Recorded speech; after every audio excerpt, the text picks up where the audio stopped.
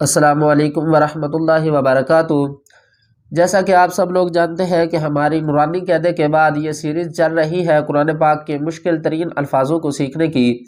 यहाँ पर अब आप देखें तो ये हमज़ा के ऊपर खड़ा ज़बर भी आ रहा है, मद भी आ रहा है, आगे लाम खाली है।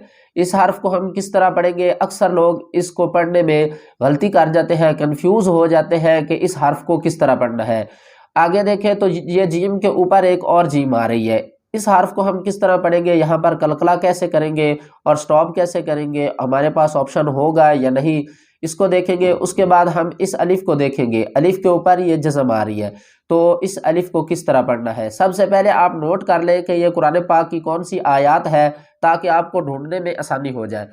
पारा नंबर है 8वां, वलो अन्ना पारा है, और इसकी सूरतुल अनआम, सूरतुल अनआम की आयत नंबर 143, 143 नंबर आयत में ये हमारे जो मुश्किल तरीन आज की सबक में अल्फाज हैं, इनको हम पढ़ना सीखेंगे। अगर आप कुरान पाक को आसान तजवीद के साथ पढ़ना चाहते हैं तो हमारे सबक में शामिल हो जाइए, इंशाल्लाह आपकी तजवीद दुरुस्त हो जाएगी। तो वीडियो को लास्ट तक ज़रूर देखिएगा, इंशाल्लाह आपकी तजवीद दुरुस्त हो जाएगी। तो चले सबक शुरू करते हैं। सबसे पहले हम इस अल्फाज को पढ़ते हैं, उसके बाद हम इसके अदायगी को ठीक करेंगे, इसको किस तरह पढ़ना है। सबसे पहले हम इसको सीखते हैं। समानियत अज़वाज, यहाँ पर कलकला भी हो रहा है, जीम के ऊपर हम कलकला करेंगे। किस तरह कलकला करेंगे? कलकले वाले हर्फ है क़ाफ क़ा जीम बा दाल। जब ये हर्फ साकिन होंगे तो हम इनको हिला कर पढ़ेंगे, यानी जमा कर पढ़ेंगे, थोड़ा सा हिलाएंगे इसे। समानियत अज़वाज, इस जीम का मतलब है कि यहाँ पर हम वक्फ कर भी सकते हैं और नहीं भी कर सकते। यहाँ पर हमारे पास ऑप्शन मौजूद है। अगर हमारा सांस टूट जाए तो यहाँ पर हम वक्फ कर लेंगे, अगर सांस ना टूटे तो हम इसको आगे कंटिन्यू कर सकते हैं।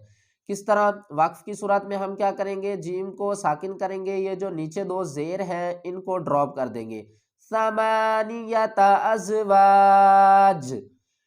अब हम यहाँ पर वक्फ नहीं करेंगे तो इसको पढ़ेंगे समानियत अज़वाजिम, अज़वाजिम। ठीक है, जीम को मीम से मिलाएंगे। आगे है ये अलिफ और लाम, और आगे ये अलिफ है और इसके ऊपर जज़म है। इसको किस तरह पढ़ना है? मीम ज़ेरमी नून बौद ज़बर नद। ठीक है, हमने क्या करना है? जज़म वाला हर्फ का काम क्या होता है कि वो अपने से पहले मुतहर्रिक हर्फ को अपने साथ मिलाता है। तो ये जज़म वाला हर्फ अपने से पहले मुतहर्रिक, इसका कौन सा हर्फ है? लाम भी मुतहर्रिक नहीं है और अलिफ भी मुतहर्रिक नहीं है, ये दोनों मुतहर्रिक नहीं है, हम इन्हें छोड़ देंगे। इस मुतहर्रिक हर्फ को इस बुआद वाले हर्फ से मिलाएंगे और आगे इसके है अलिफ। जब भी अलिफ खाली हो तो हम उसे अलिफ पढ़ेंगे, और जब अलिफ के ऊपर ज़बर ज़ेर पेश आ जाए या जज़म आ जाए तो हम अलिफ को अलिफ नहीं बल्कि इसको हमज़ा पढ़ेंगे। ठीक है, हमने इसको अलिफ नहीं पढ़ना, हमने क्या पढ़ना है? हमज़ा। किस तरह पढ़ना है? मीनद्दनिस्नैन, क्या? मीनद्द, झटका देना है हमने। बुआद के आगे ये लिखने में तो अलिफ है लेकिन पढ़ने में ये हमज़ा है। क्या है? लिखने में अलिफ और पढ़ने में हमज़ा। यहाँ पर हम झटका देकर पढ़ेंगे मीनद्द, मीनद्दनिस्नैन, मीनद्दनिस्नैन।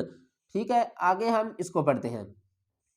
क़ाफ को हम हमेशा पुर पढ़ेंगे, क़ाफ मोटे हरूफों में से है, इसको हम पुर पढ़ेंगे। क़ाफ लाम पेश कुल, क़ाफ लाम पेश कुल, कुल, इसको हम मोटा करेंगे। आगे है हमज़ा, हमज़ा के ऊपर क्या है? खड़ा ज़बर भी है, मद भी है, आगे अलिफ भी है, लाम भी है और राल भी है।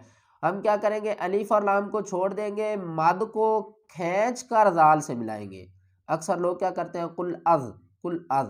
ठीक है, इसको हमने खींच कर इसकी अदायगी को मुकम्मल करना है। 3 से 5 अलिफ की मिकदार खींचना है और फिर हमने इसे राल से मिलाना है। कैसे? कुल अज़करैनी, कुल अज़करैनी। इसके हिज्जे किस तरह करने हैं? हमज़ा, हमज़ा ज़ाल, हमज़ा ज़ाल खड़ा मद, हमज़ा ज़ाल खड़ा मद ज़बर। ठीक है, इसको हमने पहले खींचना है क्योंकि मद और खड़ा ज़बर हमज़ा के ऊपर है, तो हम इसे पहले खींचेंगे।